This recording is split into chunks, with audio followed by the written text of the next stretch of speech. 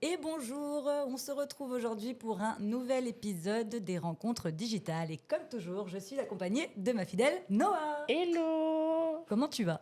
Ça va super, écoute. Premier podcast de l'année 2025. C'est vrai, c'est le premier de l'année 2025, effectivement. C'est un plaisir de te retrouver ici. Avec plaisir Et partagé. en plus, on a la chance aujourd'hui de recevoir avec nous Jessie. Coucou Jessie. Coucou Alex, coucou Noah, merci beaucoup de m'avoir aujourd'hui, je suis trop contente. Et nous aussi, On est parce super que contente aussi. ouais, c'est un plaisir de t'avoir. On te connaissait déjà, enfin moi en tout cas personnellement d'avant, mais on va revenir dessus par ton parcours à Créalise. Merci d'avoir accepté d'être là avec nous, de faire ce premier podcast de l'année également avec nous. Et on a plein de petites questions à te poser. Avant tout ça, est-ce que tu vas bien? Oui, je vais super bien, merci. Et vous? Ça va très bien. Ça va super. Ouais. Enfin, un peu chaud, les gars. Mais sinon, ça va. C'est la fin de semaine, donc bientôt le week-end. Tout va très bien. Jessie, merci beaucoup. Est-ce que tu pourrais, avant tout, te présenter un petit peu pour celles ou ceux qui t'écoutent et qui ne te connaissent peut-être pas? Oui, bien sûr. Alors, je suis Jessie, j'ai 24 ans, 25 ans, on est en 2025, je suis une 2000. Oui, c'est ça, j'ai 25 ans. Tu les as déjà eus? Je viens de les avoir la semaine effectivement. dernière. C'est ça, j'ai 25 ans, j'ai pas encore l'habitude de le dire. Ça viendra. Et ouais, c'est ça. Quand j'aurai 26 ans, je dirai 25. Exactement. Je suis créatrice de contenu et à côté de ça, je suis freelance aussi en tant que community manager et je me spécialise dans les vidéos courtes. Et Ok. je suis une ancienne élève de Créalise et du coup, ça fait tout bizarre d'être là à cette place en train de faire ce podcast, mais je suis trop heureuse d'être ici et je suis honorée surtout que vous m'ayez invitée. Franchement, c'est un plaisir. C'est un plaisir pour nous aussi. Ça faisait combien de temps que tu n'avais pas mis les pieds à l'école? Mais depuis mon dernier cours. C'était quoi, en 2000, il y a c'était 3 ans? les dernières épreuves de Créalise, donc juillet. Oui, il y a 3 Il y a ans, je 3 ans. Il y a pense. 3 ans, ouais. Eh ben, Ouais. t'as bien évolué Oh là depuis là. 3 ans. Il s'en est passé des C'est choses. vrai. On va essayer de refaire un petit peu tout un... La rétro. Voilà, la rétro de tout ce qui s'est passé depuis tout ce temps. Tu as fait quoi à Créalise? Est-ce que tu as fait qu'un bachelor, un master? Tu as commencé comment? Est-ce que tu étais déjà dans la com avant pour qu'on comprenne un peu d'où tu viens, ton parcours? Alors, je commence au tout début. Tu commences où? En fait, j'ai grandi, je suis née à Madagascar et on a déménagé du coup à l'île de la Réunion à l'âge de 15 ans. Donc c'était en 2015. Et du coup, j'ai fait le lycée ici directement et ensuite j'ai fait un GEA, c'est un DUT en gestion des entreprises et des administrations. Ok. Voilà, que j'ai détesté. J'ai détesté, donc tellement je l'ai détesté, au lieu de le faire en 2 ans, je l'ai fait en 3 ans, tu vois. Ok. C'était assez compliqué et en fait à cette période-là je me suis dit il existe sûrement une école quand même où je peux m'épanouir. Non mais premier degré vraiment, j'assistais aux cours en amphithéâtre, je me disais mais qu'est-ce que je fous là? Et là. Qu'est-ce que je fous là? Vraiment c'était tellement douloureux, Ouais. tu vois, Ouais, ne serait-ce c'est que se horrible comme réveiller. sensation. Ah mais c'est horrible. Se réveiller tous les matins, te dire que tu es obligé de faire ça. Mais en même temps, je voulais pas abandonner parce que heureusement que je suis pas allée à la fac du coup parce que j'aurais décroché, je pense. Ouais. Comme c'était à l'IUT, tu es obligé d'être là à l'heure, tu es obligé d'assister à tous les cours, au TD. Donc ça cadre maintient, quand même. ça te cadre quand même. Et ça maintient une certaine rigueur que tu avais par rapport au lycée et tout. Du coup, je me suis dit, je vais aller jusqu'au bout parce que j'ai pas envie de recommencer 10 000 trucs. Et je voulais continuer avec le marketing digital, justement. Et je voulais partir en métropole rien que pour ça, tu vois. Tu connaissais déjà un peu le marketing à ce moment-là? En fait, comme je détestais tellement ce que je faisais, en rentrant des cours, je regardais souvent des tutos sur YouTube sur comment avoir des abonnés sur Instagram. Ok. Déjà à D'accord. l'époque. Ça titillait déjà ça un me petit peu à titillait déjà. l'époque. Et du coup, je ne savais pas que c'était du marketing digital à l'époque. Et du coup, j'avais fait un stage quand j'étais encore à l'IUT. Dans une conciergerie privée et pendant ce stage ils m'ont donné comme tâche de m'occuper un peu de leur page Instagram, de leur page Facebook, etc. Et en fait j'avais de la facilité en fait, tu vois, et je me suis dit ah tiens c'est un truc qui me plaît. Et le patron connaissait Antoine. D'accord. Et il m'a dit pendant une sortie du coup à Saint-Pierre où on devait voir d'autres hôtels et tout, il m'a dit bah tiens je vais te présenter Antoine, on va passer à l'école parce que Antoine, je suis sûre... fondateur de Créalise. C'est ça. Tu vas adorer l'école. Je te présente Antoine. Donc Antoine m'a fait faire le tour de l'école. Et tout. C'est comme ça que j'ai découvert Créalise et marketing digital. Et après la visite, je me suis dit ok, je veux rentrer dans cette école. Et je m'y suis préparée et tout. J'ai préparé mon entretien avec Antoine. J'avais trop peur. J'ai même passé les certifications en ligne là, pour être bien sûre de pouvoir passer les tests et tout. Ok, t'es rentrée en deuxième année en master direct? Non, j'ai fait un bachelor du coup, pour répondre à ta question. J'ai fait du coup un bachelor en marketing digital et j'ai continué avec un master. Bachelor 3? Bachelor 3. Ok, en fait, j'ai fait une passerelle. Ouais, c'est ça, j'ai d'accord. fait 3 ans. Et voilà, c'était les meilleures années de ma vie parce que et je dis pas ça parce que vous êtes là. Non, vraiment parce que je me suis découverte en fait en tant que personne. Et puis par rapport aussi à ma créativité, tu vois. Carrément. C'est incroyable parce que en fait, t'es entourée du coup d'autres personnes, surtout mes camarades de classe et tout à l'époque. En fait, ils avaient tous leur monde à eux. C'est-à-dire que tu en avais un dans la classe qui était à fond dans la musique, l'autre qui voulait être sur YouTube, l'autre qui faisait du dropshipping. C'était incroyable et ça met une ambiance et une effervescence en fait où tu es tout le temps entouré de gens qui veulent pas rentrer dans une boîte. Tu vois. Carrément. Et du coup, ça te donne envie de toi aussi te dépasser dans tout ce que tu entreprends et de te dire, OK, je vais me donner à fond. Et surtout le courage d'aller poursuivre ce que tu avais toujours au fond de toi, mais que tu n'avais pas peur, d'assumer et tout, quoi. Donc voilà. Parce qu'on te donne aussi cette liberté d'être toi-même. C'est vraiment c'est ça. quelque chose, parce que je suis aussi étudiante. Exactement. C'est vrai. Okay, ouais. Et c'est quelque chose qui, moi, m'a touchée ici, c'est qu'on te donne cette liberté d'être toi-même, en fait. Et c'est cool parce que du coup, tu t'es épanouissée dans tes études, quoi. Ouais. Faut pas subir la vie, les gars, vraiment pas. Franchement. Non, franchement, c'était incroyable. Et en fait, aussi, le truc, je pense, c'est que au-delà des cours que tu as, c'est que tu prends aussi le temps de nourrir tout ce qui te passionne par rapport à ce qu'on peut te montrer en cours. Tu vois. Donc, on avait des cours de vidéo, on avait des cours sur les réseaux sociaux. Et puis en dehors de l'école, tu continues en fait à nourrir ces choses-là, à augmenter aussi tes skills parce que c'est hyper important. Si tu pratiques pas aussi, c'est ça, on dit tout le temps avec le digital, les études c'est très bien, t'apprends, il y a comment on fait une stratégie, etc. Mais en fait, il n'y a rien de plus formateur que d'être sur le terrain et de faire, quoi. Ça a eu un impact, ces études dans la com, sur ta poursuite? Est-ce que tu savais que tu voulais absolument continuer dans le digital? Est-ce que plutôt dans le salariat, ou ça a été tout de suite évident pour toi de te dire, je veux plutôt être à mon compte avant d'arriver à où tu es aujourd'hui? Comment ça s'est fait, tout le schéma, quand tu es arrivé en fin de tes études?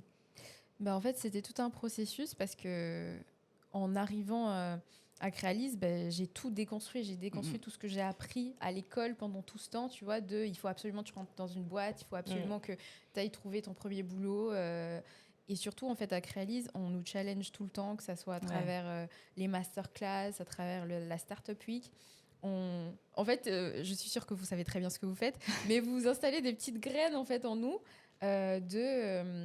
Tu peux participer à l'essor pas à l'essor de la Réunion, mais tu vois, au tissu économique, on peut dire ça, de l'île de la Réunion. Et du coup, c'est à partir ça s'est fait progressivement, et c'est vers la fin, j'avoue, où je me suis dit, ok, j'arrive face à un mur, il faut vraiment là que je commence à préparer le après. Donc j'étais en 2e année de master. Ok.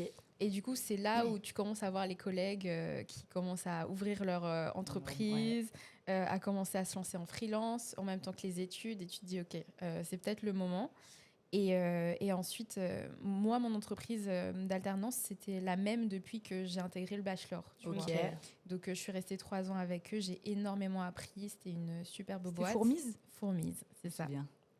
Et j'ai énormément appris parce que c'est une entreprise qui me faisait confiance et qui te permettait aussi de chercher en fait les solutions par toi-même, même si tu savais pas forcément comment t'y prendre. Donc c'était très formateur, mais malheureusement j'ai décidé de décliner leur offre de rester en CDI, tu vois. Ok, en poursuite d'études, ils t'ont proposé de signer en CDI, c'est ça? Ok, et tu as refusé. Et j'ai refusé. C'est courageux, franchement. Non, mais vraiment, quand je dis c'est courageux, c'est qu'on a tendance à choisir la sécurité en disant j'ai fini les études. Je prends le premier CDI qu'on m'offre parce que j'ai trop peur de rester sans rien. Bon, alors là, l'avantage, c'est que dans tous les cas, si tu avais choisi cette option, tu les connaissais, tu avais l'habitude de travailler avec eux, ok. Mais au fond de toi, c'était pas ce que tu voulais. Ouais, c'est ça. Parce que tu investis sur toi-même, en fait. Exactement. C'est compliqué. Et tu avais toujours, cette envie de te lancer sur les réseaux, du coup? C'est ça. Parce que tu regardais des vidéos YouTube, maintenant tu es en plein dans le marketing digital. Clair. Comment ça s'est... Est-ce que ça t'a donné encore plus envie de te lancer sur les réseaux ou bien Ouais. En fait, mes premiers pas vraiment sur les réseaux sociaux et donc sur l'application Instagram, ça s'est fait au moment où je commençais à m'intéresser aussi à rentrer à Créalis. Donc, D'accord, donc dans la- bien avant. il y a bien avant. Et en fait, j'ai créé une page qui s'appelle TikTok Réunion Island D'accord. sur Instagram. Donc, c'était une page, Peut-être en qu'il y en a fait, qui connaissent. du coup, c'était une page à thème, on appelle ça. En fait, c'est une page qui traite que d'un seul contenu, type de contenu, Ok. d'une niche, quoi. Donc, tu as donc- les pages à thème sur les bébés, sur les Ouais. chats, sur les chiens. Et là, c'était sur l'île de la Réunion. Tout confondu, que ce soit randonnée, Voilà, c'est restaurant, ça. lieu Drôle, atypique, voilà, c'est activité, ok. C'est ça. Ou vidéo drôle, tu vois. Ok. Et c'était surtout ça qui marchait, du coup. Et en fait, au début, du coup, j'ai commencé à prendre les vidéos des créateurs de l'île de la Réunion sur TikTok. Parce qu'en fait, on était en plein Covid à ce moment-là. Donc, Ouais. tout le monde était enfermé. Et au début, tout le monde regardait TikTok en mode non, j'irai jamais sur TikTok, Oui. c'est nul. Et en fait, on était tous enfermés, on était Du coup, tous sur TikTok. Clairement. Et du coup, je me suis dit, il y a un truc à faire. Donc, les gens, ils kiffent en fait les vidéos courtes, les vidéos courtes et tout. Et du coup, je me suis dit, ok, je vais prendre toutes les vidéos sur TikTok et je vais les renvoyer sur ma page Instagram. Quand c'est comme ça, c'est ok, t'as besoin de demander la permission à quelqu'un, comment ça se passe? Ouais, donc au début, je demandais la permission et du coup, je taguais les gens Ok. aussi, surtout. Donc, Oui, c'est la base. et c'est juste, la base, ok. c'est ça. Et du coup, c'est comme ça que ça s'est fait. Et vers la fin de mes études, j'avais 70 000 abonnés sur ce compte-là. Donc, Ok. je me suis dit, en fait, ok, maintenant, comment est-ce que je vais monétiser cette page? Et en fait, je me suis dit, à travers mon activité de freelance, déjà, je vais me focus sur les vidéos courtes.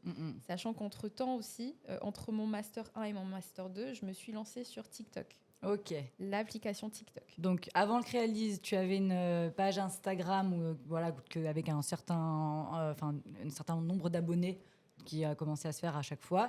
Ensuite, tu es passé sur TikTok, mais en tant que Jessie. Voilà. Pas du tout dans ce que tu faisais déjà avant. Ok. Et ensuite? Voilà. Et du coup, sur TikTok, au début, comme moi, je faisais de la danse, Ouais. je postais des vidéos de danse parce que je me suis dit, peut-être ça va marcher et tout. Sauf qu'on n'était plus au Covid, là. Donc, Eh c'était oui. compliqué. Tu vois, là, il faut user de stratégie, il faut poster avec un objectif, quoi. Et du coup, j'ai commencé à poster un peu sur un coup de tête parce que je voyais aussi ce que les Réunionnais ils postaient comme contenu, tu vois. Je commençais du coup à reposter tous les week-ends que je faisais en amoureux, tous les restos que je testais déjà, toutes les vidéos en fait qu'il y avait déjà dans ma galerie. Et je me suis dit, je vais partager mes bonnes adresses. Ça, c'était quelque chose que tu faisais à titre personnel. À Quand titre tu filmais tes personnel, hôtels et tes voilà. restos, tu le faisais que pour toi et ton chéri à la base, pour Exactement. souvenir. Et puis tu t'es dit comment je peux faire. Est-ce que je peux utiliser ça pour le faire fructifier, en faire quelque chose et partager aux gens Et ça vient de quelque part, ça, ou pas du tout? Ouais, maintenant que tu poses la question, c'est vrai que mes parents, ils sont hôteliers et restaurateurs de métier. D'accord. Ok. Donc à Madagascar, on avait un restaurant et puis à un moment donné, ils se sont aussi retrouvés à s'occuper de la gérance d'un hôtel. Donc j'ai toujours baigné dans ce milieu-là, tu vois. Ok. Et j'aidais aussi mes parents et du coup, je comprends bien un peu tout ce monde-là. Ok. Donc je pense que ça vient de là aussi cette passion de manger. Ouais. Et de C'est une tester- passion, hein, Ouais, c'est clairement. ça. Et du coup, et de tester des lieux et des expériences incroyables et un peu atypiques, quoi. Et du coup, c'est de là que c'est venu. Et j'ai commencé du coup à reposter ces vidéos sur Instagram. Et il faut savoir que ça s'est pas fait facilement. J'ai connu des moments de flop, en fait. Tu te dis, tu postes des vidéos, que ça soit sur TikTok ou Instagram. Tu te dis, ok, je commence une vidéo, je vois bien que ça marche, mais il suffit pas de faire une vidéo pour que ça marche. Il faut trouver un moyen de capter l'attention des gens. Et c'est là où j'ai commencé aussi à comprendre un peu comment, en fait, la psychologie humaine, entre guillemets, rentre aussi, parce que c'est vraiment ça, en fait, rentre dans la création de contenu. Bien sûr. Parce qu'aujourd'hui, comme on scrolle à l'infini, c'est hyper difficile de capter l'attention. De capter l'attention de quelqu'un. Et surtout aussi, il faut voir les réseaux sociaux. Moi, je dis toujours que c'est un peu une usine à émotions, quoi. Oui. Et si tu suscites pas une émotion chez la personne, il se passe rien. T'as pas de commentaires, t'as pas de likes. Et c'est ça, en fait, les gens, que ce soit les haters ou que ce soit les gens qui t'encouragent et tout. Clairement. C'est une émotion, tu vois. Et tu arrives à cette période-là, donc parce qu'aujourd'hui, pour bien récapituler, aujourd'hui, tu es créatrice de contenu, du coup, avec ta page Jessie, graffeur, c'est bien ça. Tu as toujours l'autre page Instagram? TikTok Réunion. Ouais. En fait, elle a été strike il y a 2 semaines à 110 000 abonnés. Ouais. Donc ça fait quand même perdre une base de données malgré tout. Surtout que je repostais aussi, surtout que je repostais aussi, mes clients bien dessus. sûr. Tu vois, à travers les vidéos courtes que je fais pour mes clients, à travers mon activité de freelance, je reposte aussi mes clients dessus pour pas qu'ils payent de la publicité, tu vois, et pour toucher une communauté réunionnaise qui forcément se retrouve, en fait, la tranche d'âge qui les intéresse se retrouve forcément dans ces 110 000 abonnés. Et du coup, la page, elle s'est fait strike. Meta, rendez le compte, s'il vous plaît, non? C'est ça. Surtout qu'elle s'est déjà fait... C'est du travail. C'est ça. Surtout qu'elle s'est déjà fait strike une fois, tu vois. Okay. Et j'ai réussi à la récupérer. Je m'y attendais pas. Du coup, je me suis dit que cette fois-ci, ça allait être pareil, mais... Pas du tout. Pas du tout. Ok. Voilà. Et courage. T'avais une question peut-être? Non, c'était pour l'encourager. Tu l'as fait une fois, tu peux le refaire deux fois.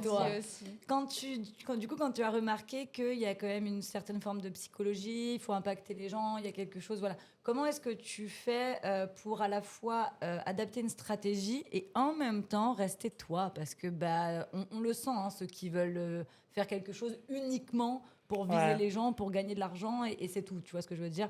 Toi, on le reconnaît que c'est toi derrière. Moi, je te connais, donc je le sais. Mais comment on adapte une stratégie en disant, OK, moi, je suis comme ça, mes valeurs, c'est ça. Il faut quand même que je garde ce truc-là. Et en même temps, il faut que je parle aux gens et même ceux que je connais pas. Donc, comment on s'organise? Comment on crée tout ça? En fait, il faut commencer avec ce que tu as. Tu peux pas commencer sur les réseaux et te dire je suis un produit fini, je sais qui je suis et je vais le faire. C'est impossible. Tu continues à vouloir t'améliorer de jour en jour. Et moi, je me rappelle encore de mes premières voix off, de mes premières vidéos. Mais quand je les regarde, je me dis mais oh mon Dieu, comment est-ce que ça a fait pour marcher ça? Mais en fait, tu peux pas parce que comment être toi-même, c'est hyper difficile. Ne serait-ce que faire une voix off. Ta voix, elle tremble, tu te sens, c'est gênant, c'est horrible en fait. Sauf que ça ne marche pas si tu n'imagines pas parler à une personne qui va être derrière l'écran, si tu n'imagines pas la personne qui va être derrière l'écran, qui va regarder la vidéo, c'est compliqué. Alors que les gens, ils ont besoin de cette partie de toi. Mais le cheminement même de la chose, c'est très compliqué et ça arrive au fur et à mesure, tu vois. Mais il faut commencer quelque part. Je vois les youtubeurs des fois quand ils sont là. Alors, mais oui, mais vous savez le chat, machin. Puis moi, je suis là, mais j'ai vraiment l'impression qu'ils me parlent. Alors je me projette à leur place. Je pourrais. Je les réponds en direct, en fait. C'est ça. C'est ça. Mais j'avais une question du coup. Comme tu avais commencé avec un autre compte, on ne voyait pas ton visage. Non, on voyait. Ok. Est-ce que quelque part c'était aussi un test pour, tu vois, parce que je me dis quand même à La Réunion, c'est une petite île. Enfin, tu as cette pression-là, tu vois, que les gens te reconnaissent, comment le public va recevoir ton contenu. Est-ce que c'était une phase de test quelque part pour toi, ce compte-là aussi? C'est une très bonne question. En fait, quand je regarde tout le parcours que j'ai eu aujourd'hui, je me dis, en fait, je ne le savais pas au moment où je le faisais, mais en même temps, je le savais aussi. C'était comme des étapes, tu vois. Cette page TikTok Réunion Island, et c'est bien pour ça en fait que je fais facilement le deuil de cette page à 110 000 abonnés, c'est que je me suis dit j'ai appris tout ce que je devais apprendre, tu vois. Et avec ce compte-là, je voyais aussi les contenus des Réunionnais et je voyais la manière dont les gens, des fois, ils engageaient dans les commentaires. Et c'est là où je comprenais vraiment la psychologie humaine dont je parlais tout à l'heure. Et c'est là où je comprenais, c'est vraiment une usine à émotions, en fait, les réseaux sociaux. Et quand tu arrives à susciter une émotion, que ce soit une émotion de joie ou de colère, peu importe, tu vas réussir, il se passe quelque chose. Exactement. Et du coup, justement, ça m'a permis d'en apprendre un peu plus sur la création de contenu, sur les vidéos courtes, à apprendre aussi à connaître les Réunionnais. Ça, c'est hyper important. Et j'ai appris, du coup, comment est-ce que l'audience réunionnaise, elle réagit. Tu vois. C'est très bien, tu as fait un travail d'analyse énorme avant. Tu t'es pas juste dit, comme tu l'as dit tout à l'heure, je me lance comme ça, je peux y arriver, j'ai des idées de contenu. Non, tu as vraiment pris le temps d'étudier ta cible, d'étudier le territoire, les gens, de pouvoir parler avec eux de la manière dont ils le veulent aussi, et de toi, rester toi-même tout en t'adaptant à eux. Donc c'est super intéressant à entendre. Et du coup, de pouvoir aussi l'appliquer dans le travail que je fais pour mes clients en tant que freelance. Tu vois, parce que j'ai eu beaucoup de données assez riches, en fait, à travers cette page TikTok Réunionnais, pour comprendre comment parler aux Réunionnais à travers des vidéos courtes. Parce que c'est pas évident si tu connais pas la cible. Bien sûr, en fait. oui, carrément. La d'un culture, endroit à etc. un autre, tout le monde n'a pas les mêmes habitudes, les mêmes mœurs. Moi, j'ai une question un peu plus, alors qui reste dans ce domaine, un peu plus intime. Je me demandais, parce que tu nous parlais que tu partageais ça avec ton chéri quand tu vas faire des vidéos, en tout cas en Airbnb, en hôtel, etc. Et après, on te demandera comment est-ce que tu fais pour avoir capté ces gens-là. Mais euh, au final, vous partagez vraiment un moment, parce que j'imagine que tu es derrière ton téléphone tout le temps. Alors peut-être que lui, il est en kiffance, il se dit, vas-y, je vais aller me baigner, je vais faire ci, ça. Mais toi, du coup, tu es quand même, j'imagine, tout le temps en train de te dire, je vois un plan là, il faut qu'on fasse un plan comme ça. Et est-ce que vous arrivez dans votre relation à trouver quand même, garder cet équilibre? Est-ce que c'est pas compliqué des fois? Il te le reproche peut-être des fois aussi, je sais pas. Hein. Ça reste un travail. Ouais, voilà, ça reste aussi ton travail. Et puis lui, il a peut-être envie aussi des fois de se dire, je partage pas assez de temps avec toi, viens, on a un endroit, viens, on en profite. Comment ça se passe? Parce que je pense qu'on se pose tous ces questions-là. Alors, déjà, quand j'ai commencé à avoir mon premier Airbnb en tant que créatrice de contenu et tout, à travers une collab, c'était le premier à être content. Ok. Il était super content. Il me disait, franchement, si on fait ça au moins une fois tous les mois, c'est super et tout. Et alors, il me soutient énormément dans ce que je fais et il prend mon travail au sérieux. Homme capable. Ça, c'est cool. Vraiment. Il prend mon travail au sérieux et dès que les gens ils me reconnaissent ou ils me félicitent, c'est le premier à dire ah oui c'est elle, hein, moi je fais que filmer et tout. Ah trop chou. Ouais. Il t'aide à filmer. C'est lui qui me filme en fait. Ah super. Quand je dois apparaître dans l'écran, c'est lui qui me filme et il a l'habitude. Franchement, c'est un homme patient. Okay. Et du coup, alors des fois, je dis pas que des fois il est pas fatigué et tout, mais il prend sur lui. Il sait que ça fait aussi partie du jeu en fait. Bien sûr. Que pour pouvoir, exactement, que pour pouvoir profiter de ces endroits-là, et ben c'est ça la contrepartie. Et franchement, il le vit très très bien et il me soutient dans tout ce que je fais. Et je suis très contente. Ça fait plaisir d'entendre. Et du coup, pour revenir à ta question, des fois, c'est compliqué d'être dans le moment présent parce que moi, je veux tout bien faire, trop bien faire. Et des fois, j'arrive pas à être pleinement... J'apprends encore, en fait, à me dire... tu prends un moment pour filmer, après tu jouis de l'endroit quand même aussi. Quoi, ça. Mais je dis pas que j'en profite pas, hein, parce que j'adore, mais il faut que je sois un peu plus chill. Quoi. Ouais, t'en profites, mais pas, t'es pas pleinement ancré dedans, comme pourrait l'être quelqu'un de lambda qui va prendre un logement et qui va partir là-bas parce que t'as envie de bien faire les choses. Ouais, et puis l'objectif n'est pas le même. Et c'est des gens qui te font confiance. T'es quand même dans le logement des gens, on en a parlé un tout petit peu en off tout à l'heure, tu es dans le logement de personnes qui ont travaillé pour ça. C'est important pour toi d'avoir ce rapport avec eux, que ce soit des hôtels ou des Airbnb, de prouver que tu vas pas faire n'importe quoi de leur endroit. Quoi. Ouais, c'est hyper important pour moi, surtout que en fait, la manière dont se passent les collaborations à La Réunion, à Maurice ou plus récemment aux Seychelles où j'étais partie, c'est totalement différent. Okay. À La Réunion, les gens, ils aiment la proximité. C'est-à-dire qu'à partir du moment où ils sont intéressés par une collaboration avec moi, ils veulent soit me rencontrer, parce qu'ils me donnent leur bébé, les clés de leur bien, soit ils veulent m'avoir au téléphone. Mais il y a des gens qui me font totalement confiance sans m'avoir vu en vrai, mais tout se passe soit par mail, soit par téléphone, et j'arrive à les... En fait, à chaque fois, au premier contact, mon but à moi, c'est de les rassurer. Oui. C'est hyper important de les rassurer sur le fait qu'ils vont retrouver leur maison telle qu'ils me l'ont laissée. C'est hyper important pour moi de laisser nickel les maisons que j'ai la chance et l'honneur de tester, tu vois. Et surtout, et c'est pour ça aussi que je suis assez perfectionniste sur les vidéos que je fais et sur toute la captation d'images sur place, et que il faut encore que je trouve l'équilibre entre... le plaisir en fait et profiter des biens et le travail quoi. Et du coup comment tu fais en fait, comment t'es passée dans cette transition où t'as vu cette opportunité là d'aller faire découvrir les Airbnb, etc. Comment ça se passe l'échange avec eux? Est-ce que c'est toi qui les contactes? Est-ce que c'est eux qui viennent vers toi? Comment ça se passe maintenant pour toi? Alors au tout début c'était moi qui allais beaucoup, qui démarchais énormément les Airbnb, parce que quand je voyais du coup sur mes réseaux sociaux que c'est ce qui marchait, c'est ce qui plaisait, je me suis dit ok, c'est ce qui plaît, mais du coup j'ai pas forcément le budget pour le louer, pour le loger pendant un week-end. Exactement, pour aller dans des Airbnb juste pour faire des vidéos. Donc je voyais bien que c'était un tremplin pour moi, dans le sens où ça me permettait d'avoir du contenu pour forcément augmenter ma visibilité sur les réseaux sociaux, mais en même temps aussi de fournir mon portfolio, mais en même temps aussi d'aider du coup des Airbnb qui avaient du mal avec leur communication. Tu les contactais via le site, tu as le contact des gens? Faut pas réserver pour avoir le contact des gens? Comment ça? Il y a des petites astuces, on les donne pas. Okay. Alors, on garde les secrets. Non, mais je peux donner quelques astuces. En fait, souvent... Quand tu as un Airbnb, souvent tu as le mail dans la bio ou directement sur Facebook. Et c'est vrai que des fois, je passe par Airbnb, sauf que, pareil, tu peux être vite bloqué, en fait, après quelques messages. Ok. Si Airbnb voit que le contenu du spam, message, commercial, c'est du spam ok. commercial, il te bloque pendant une journée. Après, le lendemain, tu peux recommencer. Mais ça, Je sens que Airbnb... tu as eu de l'expérience de ça. Il te bloque une journée. Bon, après, le lendemain, tu peux recommencer. La charge.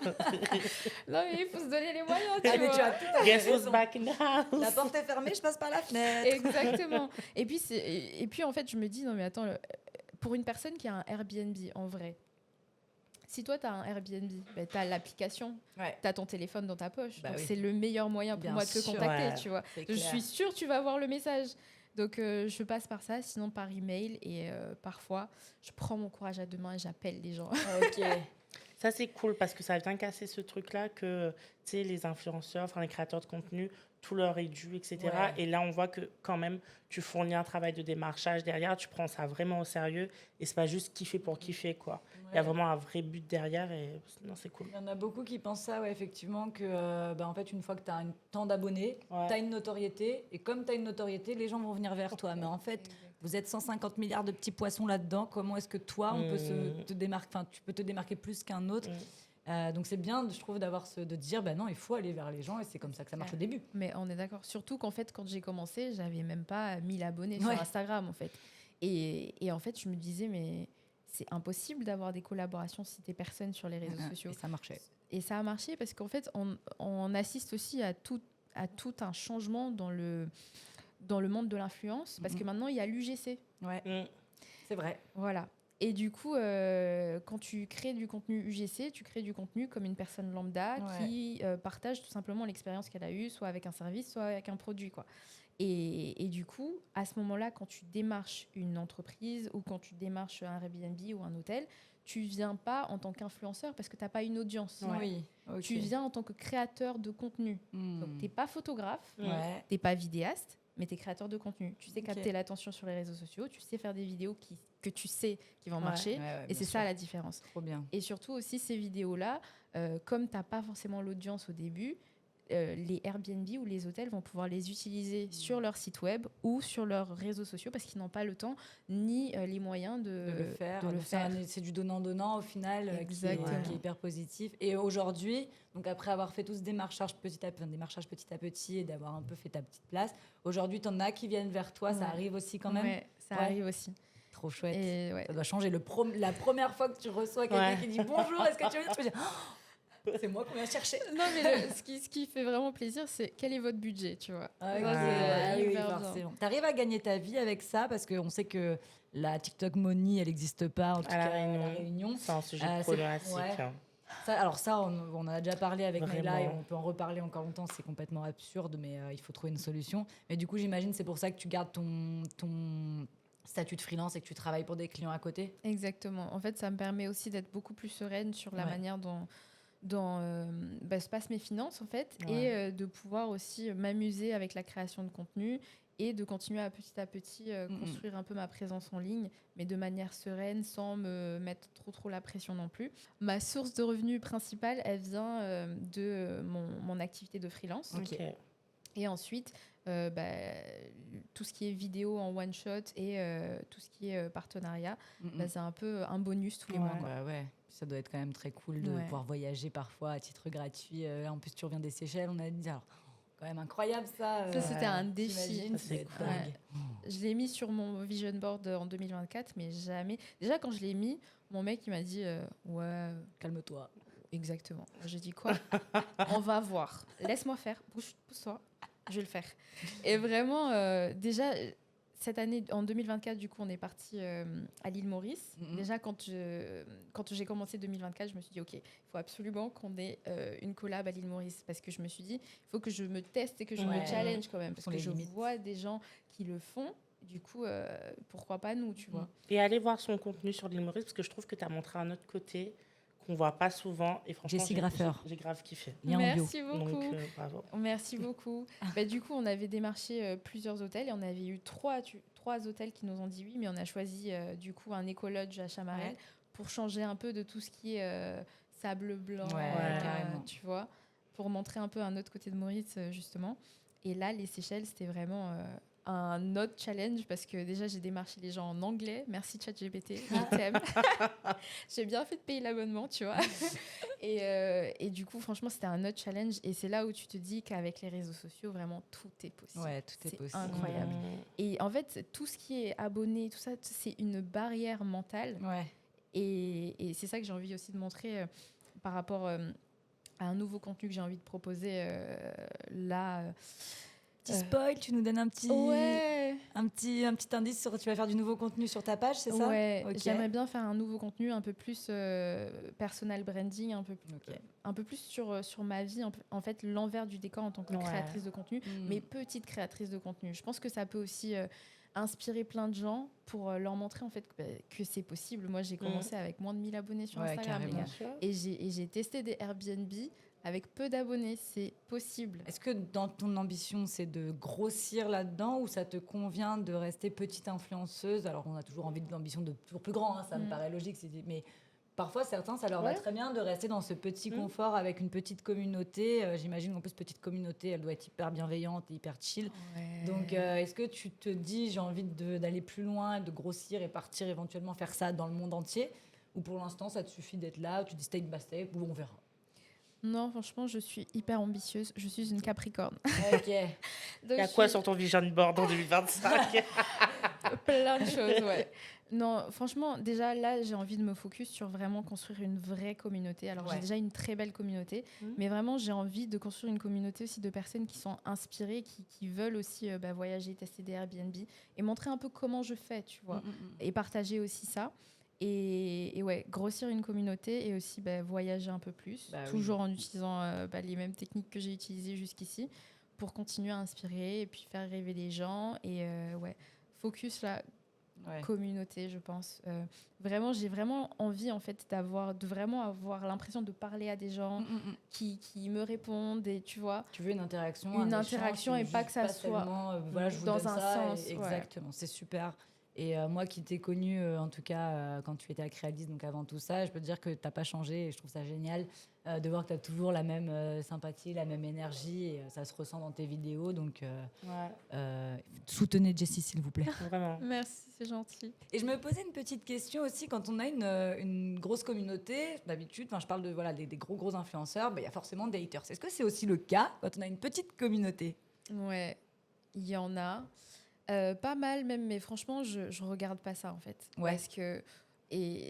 Parce qu'en fait, je suis arrivée dans un point dans ma vie où je me dis si j'en ai trop quelque chose à faire de tout ce que les gens pensent en bien comme en mal, j'avancerai pas. Tu vois, c'est pareil quand je voulais me lancer ou quand je disais à mes proches, alors j'ai envie d'avoir une collaboration là, et souvent ils te disent ouais, mais non, oui et tout. En fait, quand tu as envie de te lancer sur les réseaux sociaux, tu peux pas continuer à prendre en compte l'opinion des gens, surtout si elle n'est pas constructive, et même si elle est constructive, parce que ça va fausser ta vision, ça va fausser ton énergie surtout. Et les haters, j'en ai, mais en fait, pas tant que ça finalement. Ouais. Et je vois beaucoup plus le côté positif du truc. Et surtout, quand je reçois des commentaires qui sont négatifs, je me dis, la personne, elle a dû passer une mauvaise journée, tu vois, ou elle doit pas être heureuse dans sa vie, tu vois. Vraiment. Trop mignonne. Moi, je les insulte. Mais moi aussi, des fois, tu vois, quand c'est un peu la goutte d'eau qui vient elle les insulte. faire... Crotte. Non, mais quand c'est la goutte d'eau qui vient faire déborder le vase de ta petite journée qui a déjà été compliquée, tu vois. Oui, des fois, tu réagis comme ça, mais à la fin de la journée, dans 5 ans, je vais pas m'en rappeler de ce haters, tu vois. Par contre, mon voyage aux Seychelles, si, tu vois. Donc, Trop bien. Franchement, c'est trop fort d'arriver à faire ça parce qu'il y en a beaucoup qui se mettent des barrières pour ça aussi. Ma mère, elle prend tout à cœur. Hein. Elle regarde tout et elle répond. Ta maman. Elle répond. Touche pas ma fille. C'est trop chou.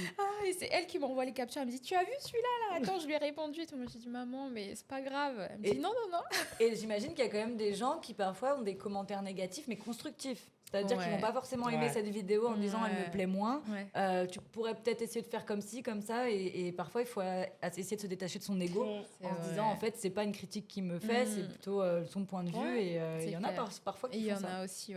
Il y en a aussi. Mais c'est là aussi où je dis qu'il faut s'écouter soi. Parce que même s'il y a une critique constructive. Alors oui, j'accepte qu'il la laisse sur mon compte et tout, mais ça va pas faire changer ma manière de créer mon contenu parce que, encore une fois, tu vois, j'ai une vision de ce que j'ai envie de transmettre. Et c'est là où je dis, en fait, non, ce que j'ai envie de dire, c'est que, en fait, quand tu te lances sur les réseaux sociaux, c'est que à un moment donné, tu t'écoutes un peu plus et tu apprends à en avoir rien à faire. Plaire à tout le monde, c'est plaire à n'importe qui. Et que je plaise ou pas, franchement, j'arrive à un point dans ma vie où je m'en fiche, en fait. J'ai une vision et j'ai envie de la rendre réalité. Et si je prends trop les avis, que ça soit positif, j'irai pas au bout de la vision. Parce qu'en plus, tous les gens n'ont pas les mêmes avis. Exactement. Et si moi, je pense que c'est possible pour moi d'aller aux Seychelles alors que j'ai même pas 100 000 abonnés, c'est possible dans ma tête, pas dans ta tête. Et c'est pas grave, tu vois.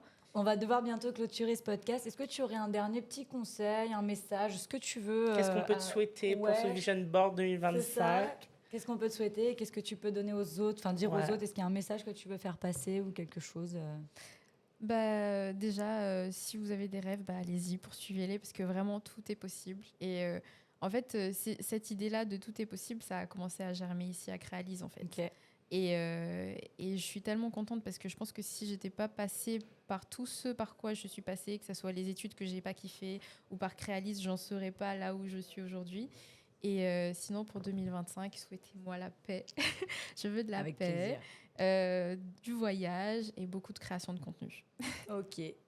On te souhaite ça. On te souhaite la paix. Ça et la santé. On te souhaite la paix, l'amour. Voilà. C'était un plaisir en tout cas, Jessie, de te recevoir. Merci. J'ai adoré faire ce podcast comme tous les autres. Merci pour ton point de vue vraiment un peu plus, terre à terre, en tout cas, sur ce que c'est que l'influence. Et je pense que ça va faire du bien de pouvoir entendre un peu cette vision et par quoi tu es passée. Je rappelle, tu es quand même du coup créatrice de contenu, en même temps freelance, en même temps pas vidéaste, mais tu fais du montage vidéo, tu as plein de casquettes, donc c'est t'es une girlfriend, t'es la fille de quelqu'un, tout ça à 25 ans. Bravo. Merci beaucoup. Je te remercie beaucoup pour tout ce temps que tu nous as accordé. Merci pour l'invitation, ça m'a fait plaisir. J'ai pas vu le temps passer. Nous non plus. Et merci à ma fidèle acolyte de podcast, acolyte et non pas alcoolique. Ça, c'est pour un prochain podcast. Merci Noah. Merci à toi, Alex. Et on se dit à bientôt pour la prochaine. Bye bye.